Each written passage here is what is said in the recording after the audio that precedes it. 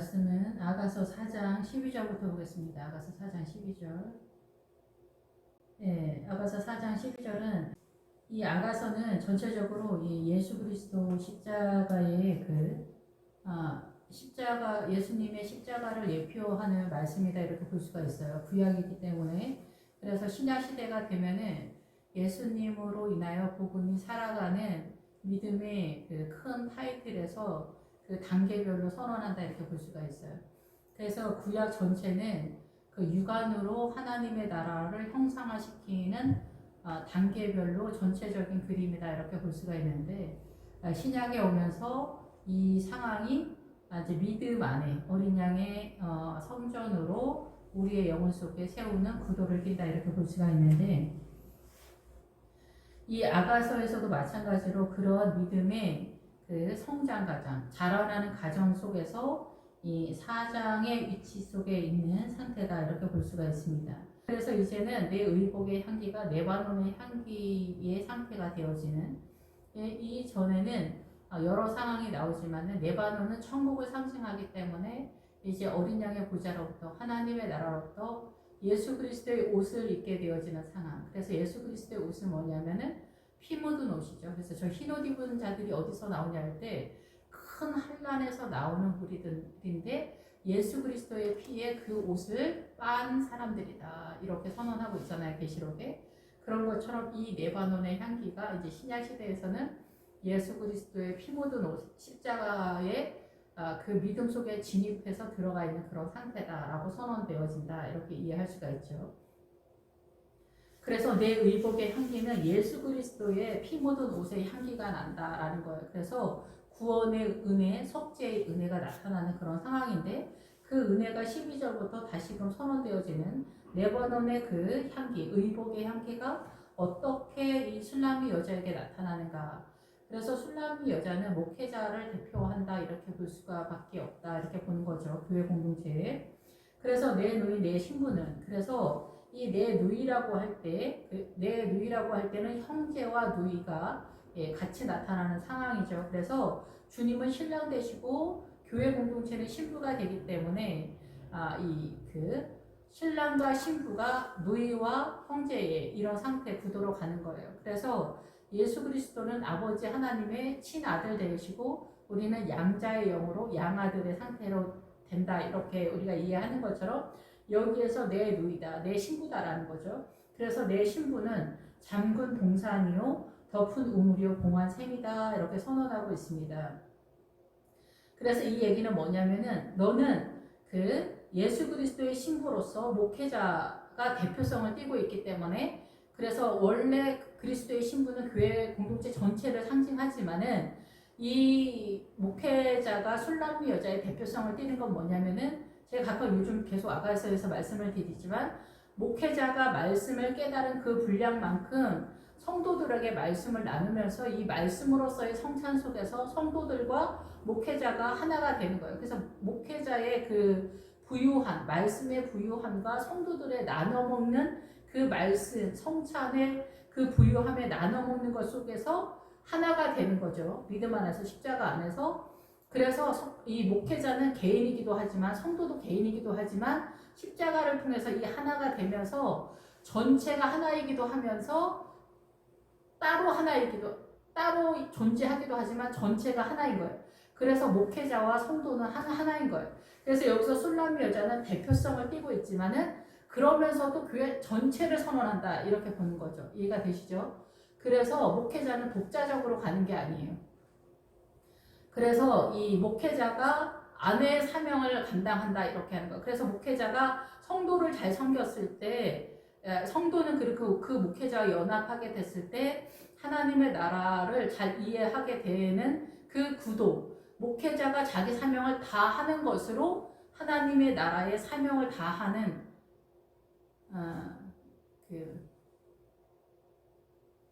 그러니까 성도랑 목회자와 남편과 아내가 이 구도가 뭐냐면, 아내가 이 남편을 잘 헬퍼의 사명을 잘 하는 것으로서 생명의 사명을 잘 하는 거예요. 이 생명의 사명을 잘 못하면 아내들이 억울해 하는데 그게 아니라는 거예요. 생명의 사명을 잘 하는 것으로서 남편도 살고 자기도 산다.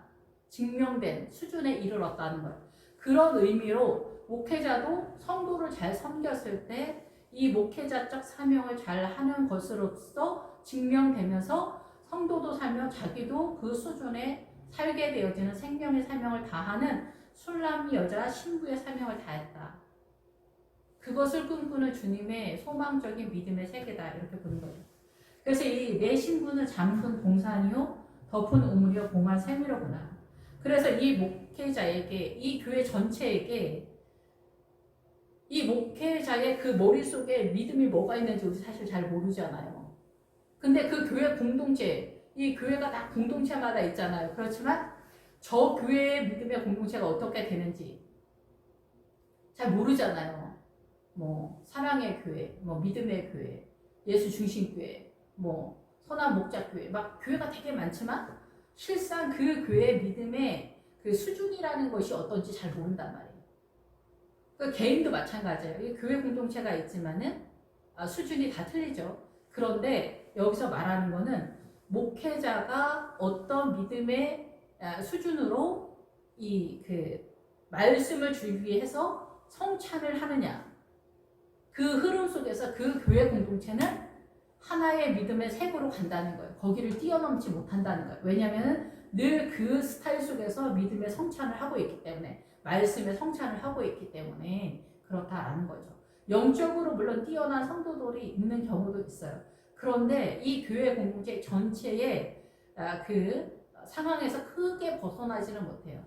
그런데 사대교회에서도 흰옷 입은 자들이 있다는 거는 꼭 기억을 하세요. 신약에서는 또 예수님의 십자가 속에서 독자적으로 또 믿음의 풍성함 속에서 가는 한두 명이 있지만 그거는 개인적인 믿음 속에서 흘러가는 생수지 전체적인 것에서 이 성도가 이 목회자적 생명으로서 생명을 다 살려내는 분량은 아니다라는 거죠. 예. 그런데 여기에서는 그 목회자를 대표성을 띈다고 봐야 돼요. 왜냐하면은 그 목회자가 그 교회 전체 성도를 살리는 사명으로서의 부름을 받아서 전체를 살려내는 존재로서의 의미다 이렇게 보기 때문에 그래요. 그래서 신부는 잠근 동산이요 덮은 우물이요 봉한 샘이로구나. 이 신부가 술람 여자가 그 목회자가 그 교회 전체를 살려내는 그 사명으로서의 그 믿음의 분량에 대한 얘기예요. 이게 복음의 비밀이다라는 거예요. 복음의 비밀.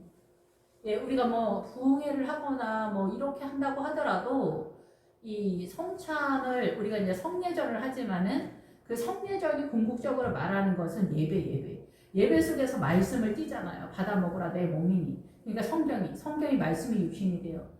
피 묻은 옷이 곧 말씀이다 이러잖아요. 계시록에.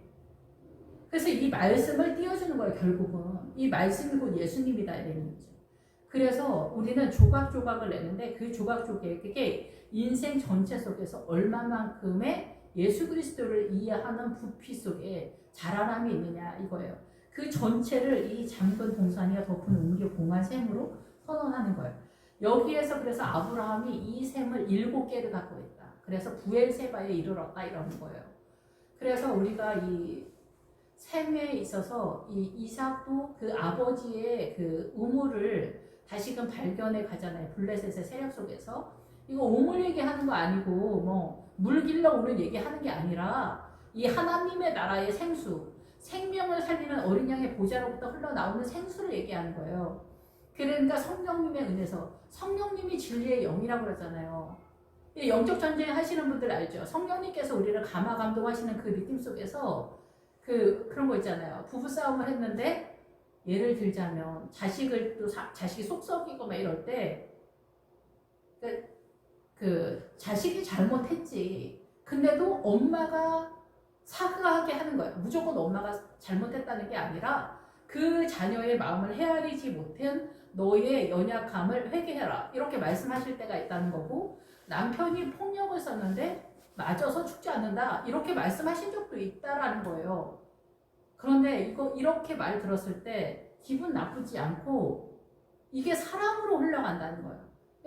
이런 구도 아시죠? 옛날에 저도 어떤 자매를 위해서 기도할 때 막 비난을 하면서 막 그 자매가 조금 뭔 사고를 친 것 같아서 제 기도를 하면서 막 비난을 하는 식으로 기도를 하고 있었어요.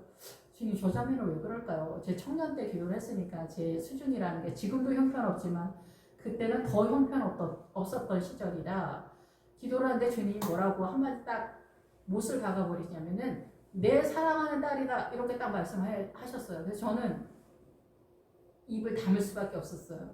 그러니까 이렇게 하나님의 나라에 그 성령님의 은혜가 흘러가는 구도가 있단 말이에요.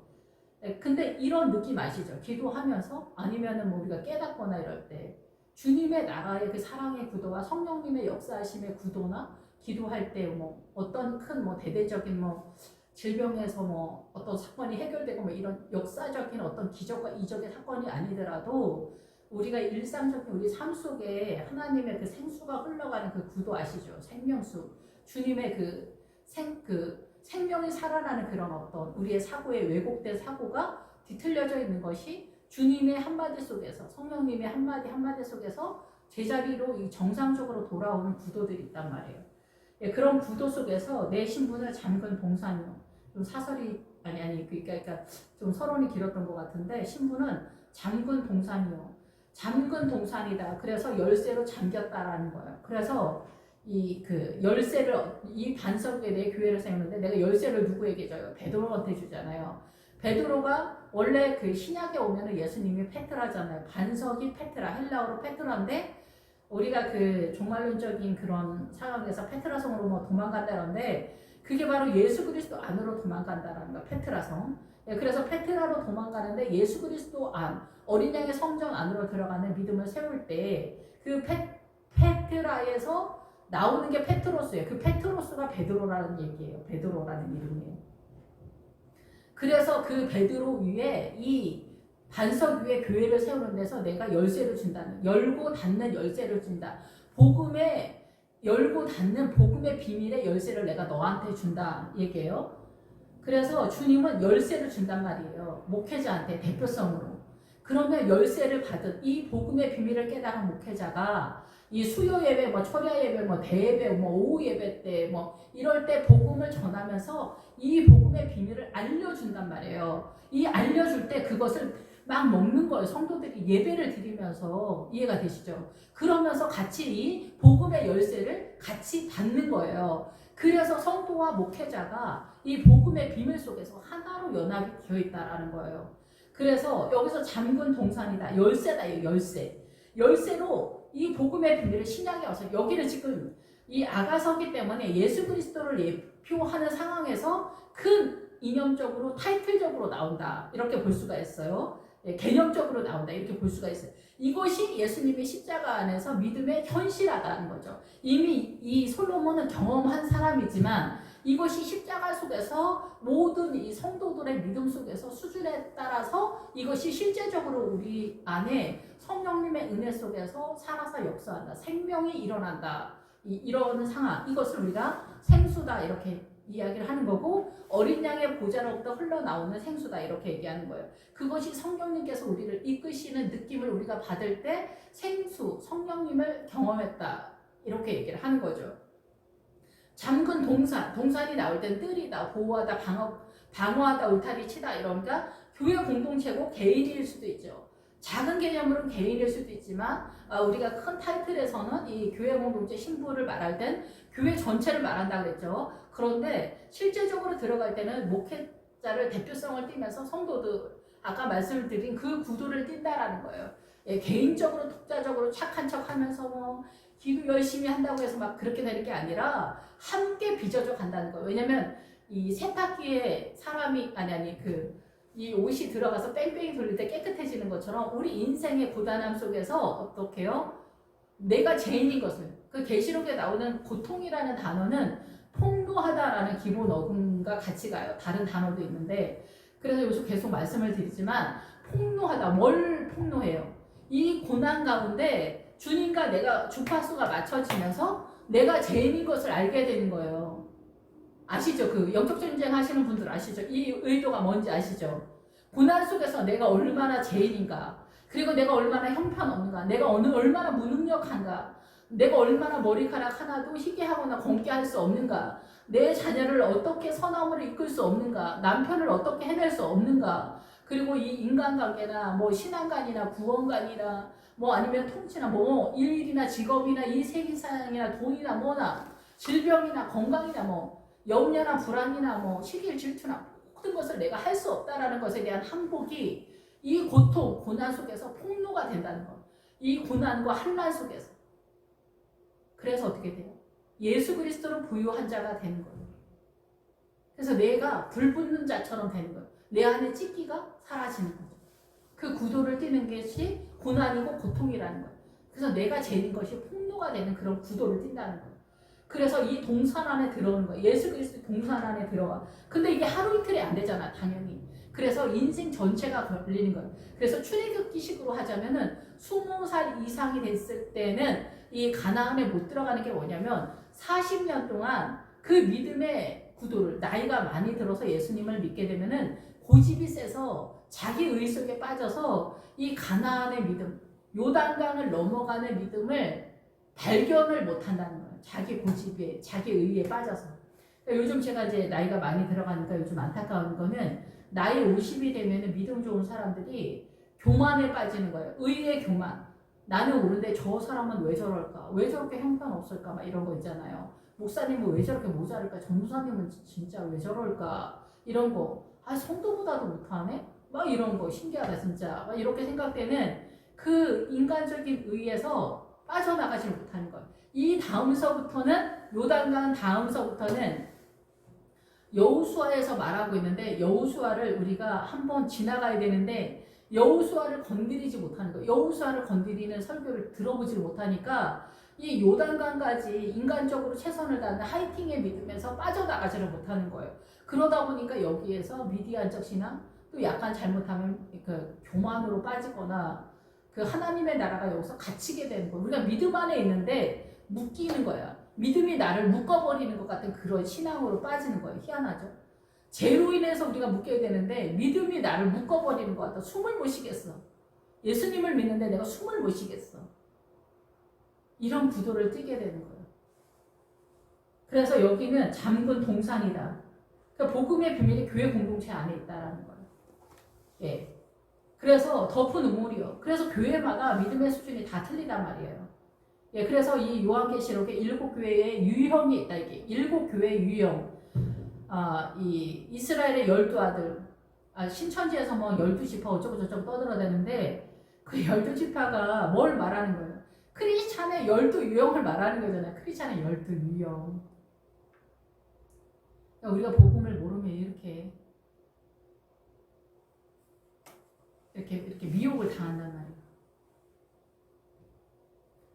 그래서 덮은 우물이다. 예, 그래서 이게 덮은 우물은 뭐냐면은 덮었다라는 거, 잠겼다라는 거죠. 잠그었다. 그러니까 덮다, 잠그다 같은 단어를 썼는 나알이라는 단어. 예, 잠궜다, 둘러쌌다. 이게 복음이 잠겨져 있다. 그 교회 공동체 안에 한정되어 있다라고 봐야죠. 기본적으로. 예, 개인의 믿음도 한정되어 있잖아요. 예, 그런 게 있잖아요. 이 복음의 비밀을 우리가 성도의 교통함 조금씩 나눌 수 있지만 전체 내 머리를 저 사람의 머리가 똑같지 않잖아요. 개인도 각각 조금씩 틀리지만 이 교회 공동체의 목회자와 성도는 신앙관이 전체 색이 유사하다. 목회자를 통해서 이 성찬을 계속해서 나누기 때문에 그렇다라고 볼 수가 있는 거죠. 예, 그래서 이제 그 교회 공동체가 뭐 찬양을 잘하느냐, 뭐 말씀 위주냐, 은사 위주냐, 뭐 크게 막 그런 쪽도 있는데, 예, 어쨌든 말씀이 제일 이제 한데 말씀 위주로 하면서 이제 건조하게 가는 경우도 있는데 그건 아니고 성령님의 은혜가 이제 최고죠. 성령님께서 우리를 이끄시는데 성령님은 진리의 영이세요. 그래서 성령님에 의한 이 말씀으로 가는 거예요. 말씀만 나눈다고 되는 게 아니라 이 말씀을 깨닫는 말씀으로 가야 된다는 거예요. 그래서 늘 예로 들지만 우리가 알고 있는 일반적인 말씀은 아닌 경우가 많다는 거예요. 그래서 이 덮은 우물이 이게 잠겨져 있는 봉안 세미로구나. 그래서 이 봉안이 뭐냐면은 인을 찍다라는 거예요. 인을 찍어 표시하다. 예, 그래서 이 인을 찍은 상태다. 우리가 이제 생명 책의 이름이 쓰여지는 것 같은 그런 상황이 되는 거죠. 예, 봉인지를 바르다 인을 치다 이런 상태가 되는 거예요. 예, 저에게도 주님께서 그 샘물을 2개를 허락하신 것 같아요. 샘물 2개. 그러니까 이 샘물 하나를 만들 때도 그 안에 더러운 것들이 많았는데 이게 가정 속에서 이 지저분한 것들, 더러운 것들이 나가면서 깨끗하고 정한 샘물이 등장하게 되고 또 다른 샘물이 이제 등장하게 되고 그렇게 되는 구도거든요. 그래서 이삭이 부엘라 헤로의 첫 번째 우물을 만났을 때 그때 이제 니브가를 만나서 결혼을 하게 되는 그런 상황이죠. 예, 그래서 우물을 가지고 있는 그런 상황이다. 이렇게 창세기에서 말하고 있죠. 그러니까 보통은 이제 목회자한테 허락된다 이렇게 나는 생각이 돼요. 왜냐면은 흘려 보내는 상황이니까. 그래서 목회자가 뭐 더 대단하다고 그런 게 아니라 사명이 틀린 거죠. 사명이. 그래서 봉한 샘이로구나 이렇게 선언을 하고 있어요. 그래서 이 샘은 눈을 얘기하는 거예요. 봉한 샘이로구나.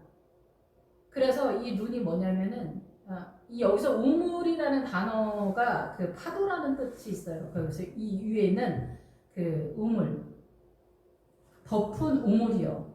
잠근 동산이요. 잠근 동산은 이 복음의 비밀이라고 이해되어지는 교회 공동체가 덮은 우물이요. 그래서 이 덮은은 복음의 비밀로 이루어진 파도와 어떤 세력이에요. 그러니까 이거는 이 파도가 나오면은 그 예수님의 그 12제자가 나타났을 때 어때요? 그 갈릴리 바다에서 만나잖아요. 그 파도가 말하는 게 뭐냐면 이렇게 되면 이 또 물이 등장하게 되는데 물이 뭐라고 그랬어요? 이 계시록 17장에 보면은 음녀가 앉아있는 물은 백성과 무리와 열국과 방언들이다 이랬잖아요. 음녀는 이 세상이에요. 이 지구 전체 열방. 그래서 이 지구 전체 열방이 떠들어대는 모든 민족들이 떠들어대는 말이다 이게 말. 그러니까 모든 나라, 샤머니즘, 뭐 무슬림, 힌두교 뭐 이런 각 나라별로 떠들어대는 그런 모든 것들이 물이다는 거. 거기서 빠져 죽는다는 거죠. 예, 무슬림은 무슬림에 빠져 죽고 힌두교에 빠져 죽고 불교 신자는 불교 신자에 빠져 죽고 샤머니즘은 샤머니즘에 빠져 죽고 신천지 통역에 빠져 죽는 거예요. 대한민국의 문화에 그런 것들이 다 물이다라는 거예요. 세상 이치기 때문에 복음의 생명이 아니다라는 거죠. 그런데 그거에 좀 더 세력화가 돼서 몰려 들어올 때 파도다라는 거예요. 그래서 공산당이 일어날 때 이게 파도인 거죠. 개념적으로 볼 때는 사상과 이념 쪽의 파도. 우리 가정 속의 파도는 뭘까 이게? 자식이 파도로 몰아쳐 올 수도 있고 남편이 이제 바람이 났거나 이렇게 될 수도 있죠.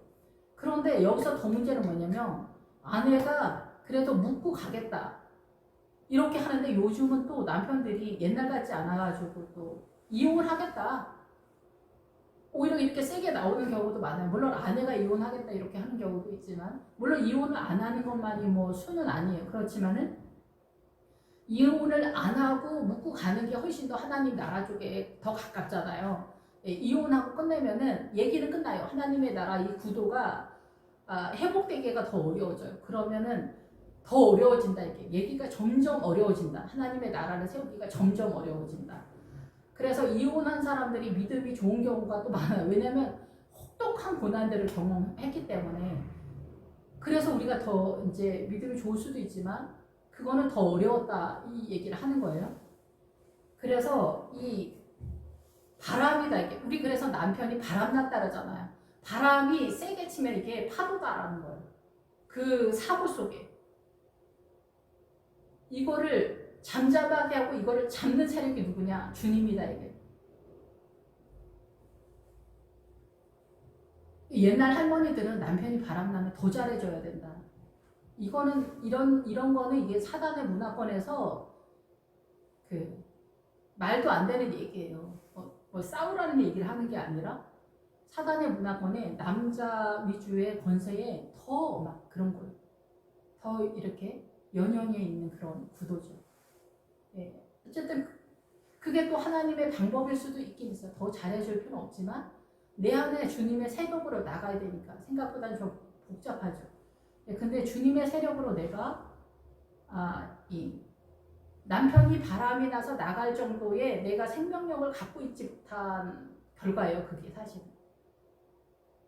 누구 탓의 그런 문제가 아니라 남편에게 예수 그리스도의 생명력을 흘려보내지 못했기 때문에 이 사람이 사단의 충만의 음란나무로 튀어갔기 때문에 우리의 일반적인 사고 속에서 누구의 잘잘못의 그런 문제가 아니라 생명력이다. 복음의 세력을 이 집안에 채우지 못했다. 이 여자가 하와의 뜻이잖아요. 하와잖아요. 생명이라는 뜻이잖아요. 그래서 아내는 이 생명의 사명을 이 가정 속에서 감당을 해야 돼요. 그래서 이 아내는 목회자의 작은 목회자다 이렇게 부르는 거예요. 이 집안, 가정의 작은 목회자. 목회자의 사명을 그대로 감당해야 된다. 그래서 이 잠언 31장에 그 현숙한 여인이 나오는데 그 목회자의 사명하고 똑같은 흐름으로 나오거든요. 근데 거기서 현숙한 여인은 우리나라식으로 그 유교적 발언으로 현숙한 여인이라고 그랬는데 현숙한 여인이다 뜻이 아니라 강한 여인이다 뜻이 강하다라는 뜻이에요. 그래서 이 강하다라는 뜻은 뭐냐면 이 하나님의 나라 천국에서 예수 그리스도의 에너지를 가져오는 여자가 강한 여자다라는 그런 뜻이거든요. 그래서 기도하면서 성령님께서 우리 가정을 지켜내도록 주님과 연합되어 있는 아내의 사명을 감당하면서 남편의 생명으로 이끌어내는 이 사명을 감당하는 이것이 하와의 사명이고 여자의 사명인 거예요. 이것이 그 하나님의 나라의 구도의 생명을 살려내는 구도. 이것이 목회자도 마찬가지예요. 목회자도 이 성도들을 살려내는 구도 속에서 가기 때문에 그래요.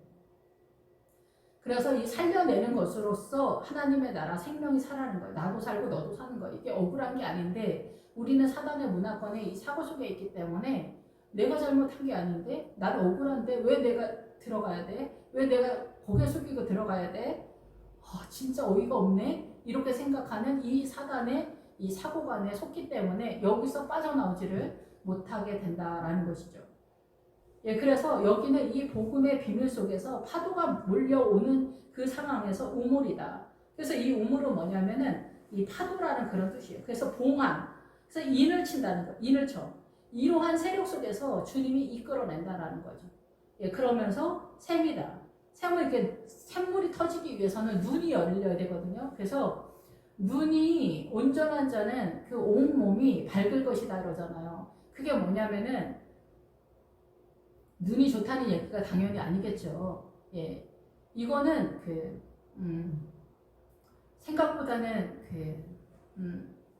목회자들한테 기본적으로 이제 허락되어지고 개인적인 믿음에서는 나엘이 예쁘다고 할 때 눈이 밝았다 이러잖아요. 그런데 그 나헬의 믿음이 어디까지예요? 그 베들레헴 근처 에브라다에까지 간 믿음이 눈을 가졌다라는 거죠. 내 안에 눈이 어두웠다 이러잖아요.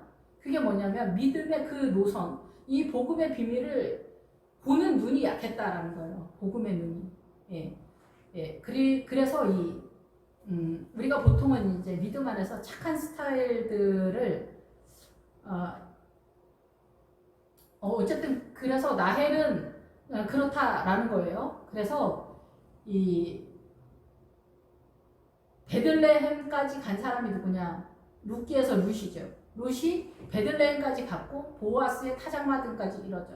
여기서 룻은 개인을 말하는 것이 아니라 이방인을 말하기 때문에 예수님의 십자가를 경험한 이방인이 결국은 성경 전체를 이스라엘, 구약보다 이스라엘, 지금 그 이스라엘 사람들, 그 옛날의 그 믿음의 사람들보다 이 이방인들이 예수님의 십자가를 통해서 성경 전체를 타작마당에 들어간 이 성경 전체를 깨닫는 그 자리까지 들어갔다라는 거예요. 개인이 아니라 이방인 전체를 상징하기 때문에 그런 거죠.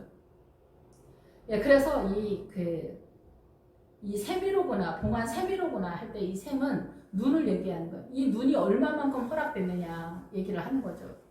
말씀을 깨닫는 것이 일만마디 방언의 기도보다 더 유익하다 이럴 정도로 말씀을 깨닫는 것이 그래서 그렇게 중요한 거예요. 말씀 하나를 제대로 깨달았으면 그건 생명이기 때문에 거기 그거에 대해서만큼은 생명이다라는 거예요. 예, 그래서 부자와 나사로는 그 부자하고 거지 나사로 얘기하는 것이 아니라 복음에 부유한 자가 이 거지 나사로가 이 종기를 갖고 오잖아요. 그러니까 제 문제를 연연해 하는 사람, 이 제 문제를 해결해 주세요 하는 사람, 이 사람이 생명을 얻는다 얘기예요. 성도나 목회자는. 예, 성도나 목회자나 이 제 문제에 대해서 예민한 사람이 그 개가 와서 이 종기를 핥았더라. 그 개가 이 생명에 있어서 이 제 문제를 해결하는 아무도 가치 있게 생각하지 않는 목회자다 이렇게 보는 거죠. 내지는 그 복음의 비밀을 알고 있는 그 누군가다 이렇게 보는 거죠. 예, 그래서 이 부자와 거지 나사로에서 우리는 구제라고 빠지게 되는데 이러한 것들이 생명이 아니라는 거예요. 예, 구제는 어디나 무당 아줌마들도 떠는 그렇게 사는 사람 훌륭하다 말하는 근데 그렇게 뭐 구제를 하는 것이 뭐 나쁘다거나 아무것도 아니라는 건 아니에요. 훌륭한 거예요. 그런데 그건 생명은 아니다. 일상적인 선의 개념이라는 거죠. 예, 그래서 우리에게 이 눈이 밝은 게 제일 중요한 거예요. 성도들도 마찬가지. 그러니까 복음의 눈을 가진 자, 이 성도들도 복음의 눈을 갖지 못한 자가 굉장히 많아요. 수준에 있어서는 뭐 그 2차적인 문제지만은 또 다른 얘기지만은 1차적으로 이 눈이 약하다 이게 눈이.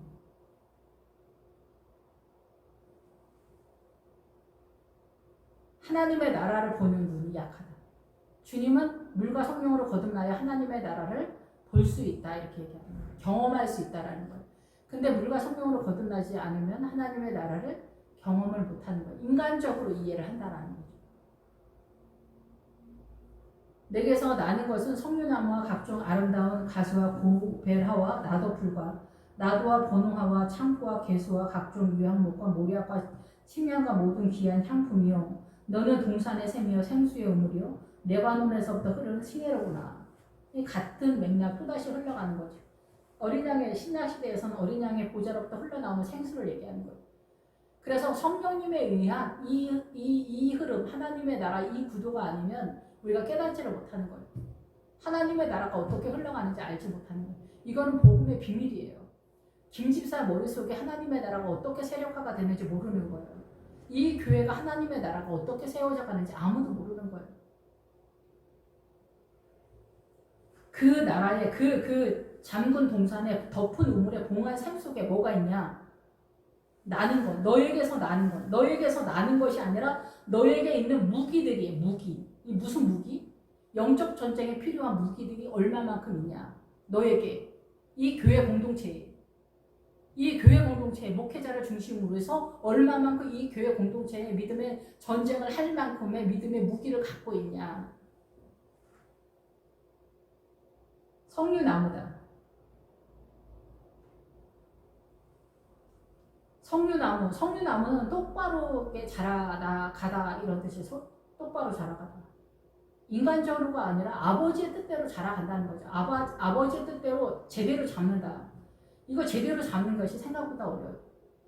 제가 이제 제 동료 이제 목회자들 이렇게 볼 때, 물론 다 그런 건 아니지만은 그분들의 어떤 사역 속에 꿈에 보면은 그분들의 그 성령의 열매들이, 물론 성령의 사람들이에요. 그분들도. 그런데 깨끗하지 않다는 거예요. 냄새가 난다는 거예요. 그분들의 그 열매 속에 인간적인 것이 많이 가미된다 이런 거죠. 그리고 각종 아름다운 가수, 하나님의 나라의 그 가수, 김 집사님의 열매, 성령의 하나님의 나라의 열매, 믿음의 고백의 그 가정 속의 열매와 이 집사님의 가정에 그게 틀린 거잖아요. 우리 신랑이 틀리고 뭐 옆집 아저씨, 박 장로님이 틀리고 다 틀리잖아요. 그러면 약간씩의 틀리는 이 남편들의 구도 속에서 말씀은 정석적으로 서로 선언이 되지만 이 정석적인 것이 우리 신랑한테는 이 오늘 주일 예배 속에서 선언되어진 그 말씀 속에서는 어떻게 적용되어져야 되느냐.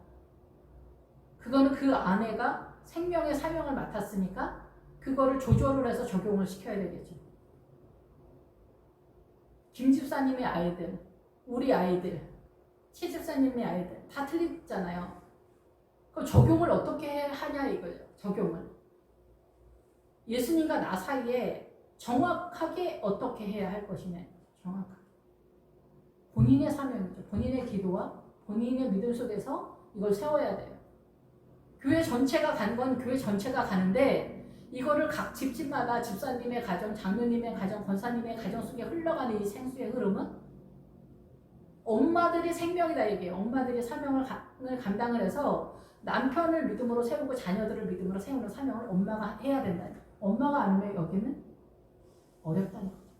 남편들은 왜 어렵냐? 남편들은 구조적으로 밖에서 생육하고 번성해라. 그래서 밖에서 일하는 사명을 기본적으로 받았어요. 아내들은 하와예요. 그래서 이거 돕는 걸 뭘로 돕냐? 남편과 아내는 하나인데 이 아내가 생명의 사명을 받았다.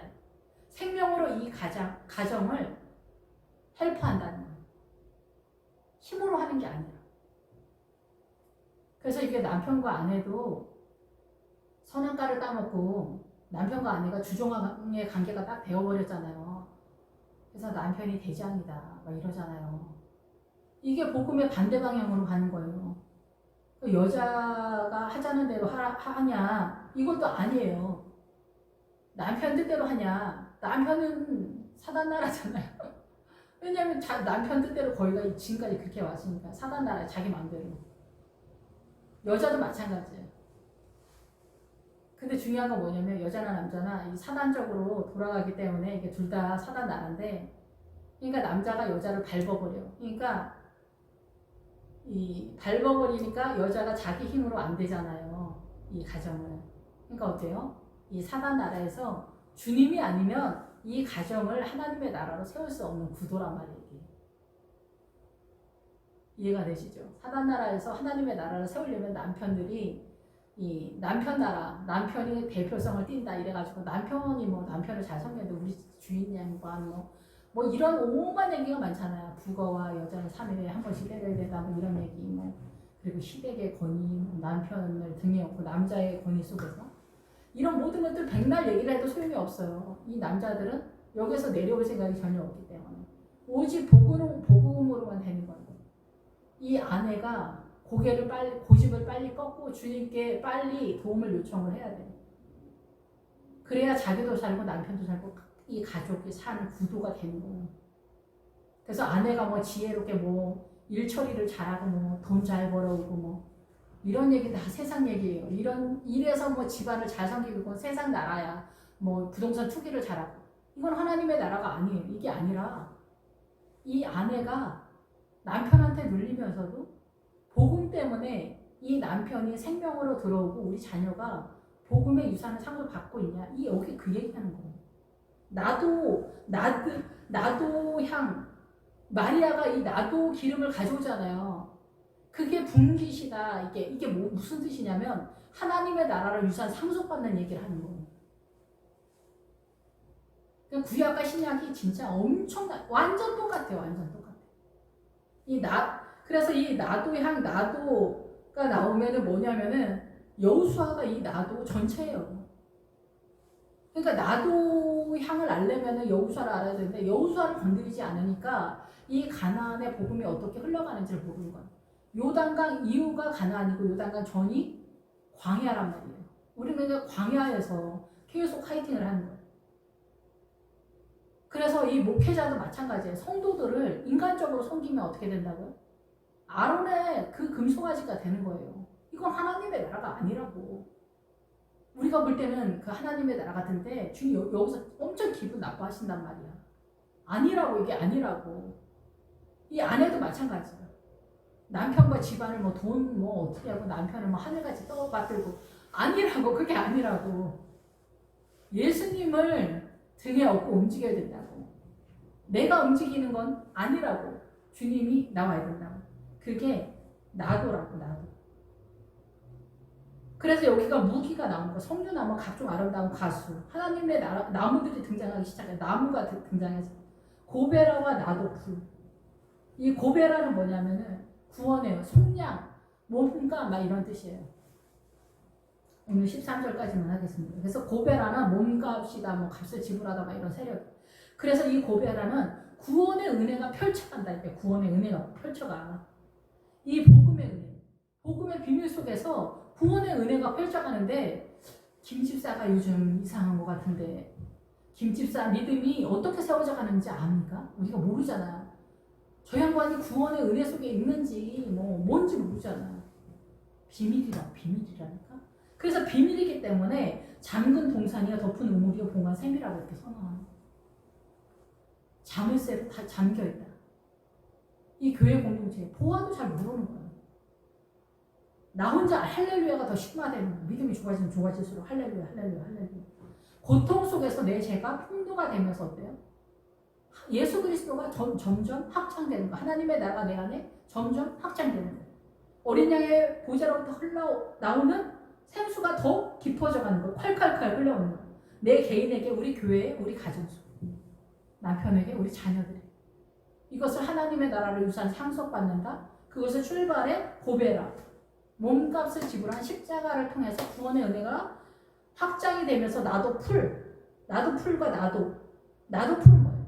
이 구원의가 흘러가면서 하나님의 나라가 유산 상속받는 싹이 올라온다. 풀이 나타날 때는 싹이 나타나는. 그래서 이 광야에서 그 푸른 목초지 이런 거 나올 때는 다 싹이 나다 그런 뜻이에요. 시편 23편 이럴 때. 그래서 이 광야이기 때문에 그 풀을 뜯어먹는 하나님의 나라에서. 그래서 난이도가 더 있고 더 고난의 세월에 들어가려면 어디로 들어가야 돼? 요단강 넘어서 가나안에 들어가야 되죠. 그래서 나도가 생기는 거예요. 나도. 그래서 나드 향이 나오는 거예요. 나드 향. 신약의 나드 향. 이 나드 향, 비싼 나드 향, 값진 300데나리온의 아주 귀한 값진 나드 향이에요. 그래서 주님이 그러잖아요. 너는 나에게 올리브 기름도 주지 않았지만 그대인에게, 그렇지만 이 여자는 나에게 이렇게 비싼 이 나드 향유를 나한테 부었다. 그 얘기를 하잖아요. 그게 뭐예요? 그것이 상징하는 게 예수님의 십자가 향이에요. 십자가 향. 그래서 하나님의 나라가 유산 상속된다. 그래서 마리아라는 이름은 교회 공동체를 상징하는 거예요. 그래서 그 마리아가 이 신약에 마리아로 다 등장하잖아요. 이름이 하나밖에 없었나 이스라엘은? 그게 아니라 마리아가 교회 공동체를 상징하기 때문에 예수님을 받아들이는 거지. 하나님의 나라를 받아들이는 새로운 시대가 된 거예요. 복잡하게 여기서 설명 안 하겠지만 어쨌든 그래서 할렐루야가 되는 거예요. 예수님의 나라가 예수님의 이름으로 이 유산 상속을 받는 그런 시대가 된 거예요. 이제는 복음의 비밀이에요. 잠건 동산이 되는 거예요. 아무도 몰라. 이 복음의 비밀이에요. 나만 알아. 다 하는 것 같아. 우리 교회 성도 다 하는 것 같아. 이 복음이. 이게 비밀이야. 그래서 이긴 자에게 힌들 위에 내가 그 힌들 위에 이름을 써줄 텐데 받는 자만 안다. 받는 자만 알아. 예수 그리스도 이름. 그 이름 예수. 김집사는 김집사대로 그 이름 예수에 감격을 하는 거. 얼마만큼? 자기 믿음만큼. 요만큼. 이 집사는 이 집사대로 받은 자기의 믿음 인생 전체 속에서 예수 그리스도를 얼마만큼 경험했느냐에 따라 이만큼이면 이만큼 하늘만큼 땅만큼 감동하는 게 틀리는 거예요. 그 이름 예수의 이름이 복음의 비밀이기 때문에 각자 틀린 거예요. 교회마다 다 틀린 거예요. 교회는 전체적으로 가지만 개인이 또 틀린 거고, 그러나 전체 큰 타이틀 속에 있지만 대표성은 술람미야죠. 교회 목회자가 대표성을 띠지만 교회 전체로 또 선언이 되고 있다라는 거죠. 성도와 목회자는 하나이기 때문에, 남편과 아내도 하나이기 때문에. 그래서 왼수 같은 신랑을 꼴보기 싫은 마누라, 눈에 차지 않는 마누라를 사랑하는 게 어렵잖아요, 우리가. 그래서 100년 왼수라고 그러잖아요, 진짜. 그런데 우리가 복음의 비밀이라는 게 이게 복음의 비밀이에요. 남편과 아내 하나라니 하나. 너무 사랑해서 우리 신랑 너무 훌륭해서 돈 많이 벌어서 그게 아니에요. 생명으로 세워내는 거. 그거를 볼 수 있는 눈이 있냐 없냐. 그게 마찬가지. 오늘 여기까지 하겠습니다. 할렐루야. 주님 감사합니다. 우리를 구원하신 주님의 은혜가 우리 눈에 잘 보이지 않아서 계시록에서는 그 고통이라는 단어에 우리는 죄를 알지 못합니다. 주님, 우리는 살인을 하거나 도둑질을 하거나 깡패로 살았거나 그런 일이 없기 때문에 우리는 뭐 크게 조금 죄 지은 게 좀 있는 것 같긴 한데 이렇게 생각할 수 있습니다. 그러나 주님, 아내를 무시하는 것이 제 가운데 있는 것이고 남편을 남편으로 생각하지 못하는 것들, 생명으로 섬기지 못하는 것들이 제 가운데 있다라는 생각을 우리가 하지 못합니다. 우리는 이 죄로 호흡하고 숨쉬고 살아가고 있다라는 것을 상상하지 못합니다. 우리는 죄를 깨닫지 못하기 때문에 이 고난이 동반된 천둥 번개가 치고 있습니다. 주님 우리를 불쌍히 여기셔서 고베라의 은혜와 그 나드 향유의 은혜가 강같이 흘러갈 수 있도록 주님 도와주셔서 어린 양의 성전이 우리 심령 가운데 세워지며, 그래서 예수님의 사랑이 부어지는 그 은혜의 길목에서 날마다의 삶 속에 이 복음의 비밀을 깨닫는 할렐루야의 삶을 살아가는 저희들 되게 하여 주시옵소서. 승리하는 믿음으로 나아가게 하셔서 그 이름 예수의 이름, 그 예수 그리스도의 이름의 복음의 비밀을 깨달아가는 하루하루의 삶이 되는 저와 모든 성도들이 되도록 축복하여 주시옵소서. 예수님의 이름으로 기도했습니다.